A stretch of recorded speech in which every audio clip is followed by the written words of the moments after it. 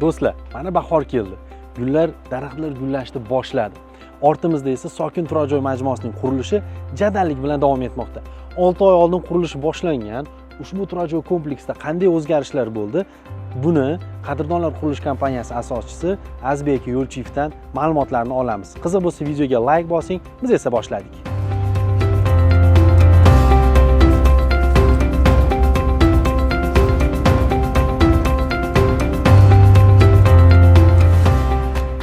Joyimiz komfort klassdagi Sokin turar joy majmuasi. Mana hozir bu joy 6 oy bo'ldi boshlaganimizga.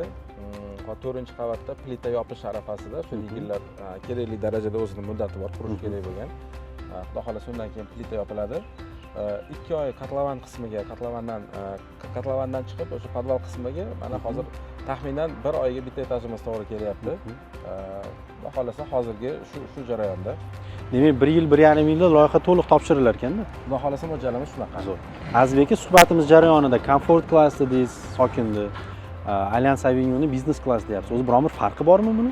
Albatta, buni juda ham farqi katta. Endi hozir sizga buni qisqacha qilib farqini tushuntirib beralayman, chunki har bitta klassda o'zining talabi bor.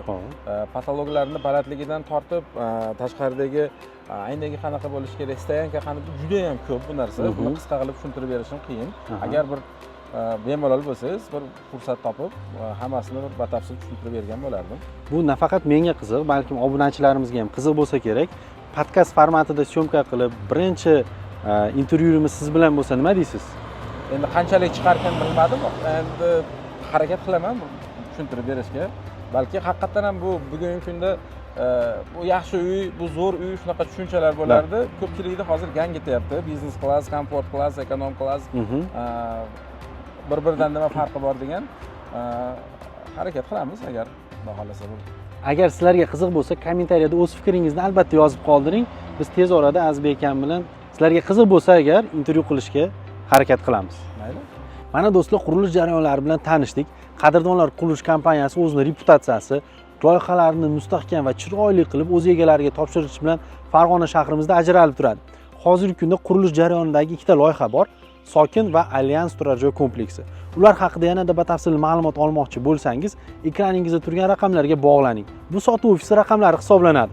Yoki bo'lmasa, ularning ham alohida YouTube kanallari bor. Har bir qurilish jarayoni, yangiliklari va albatta loyihalar haqida to'liq ma'lumotlarni ham yoritib berishadi.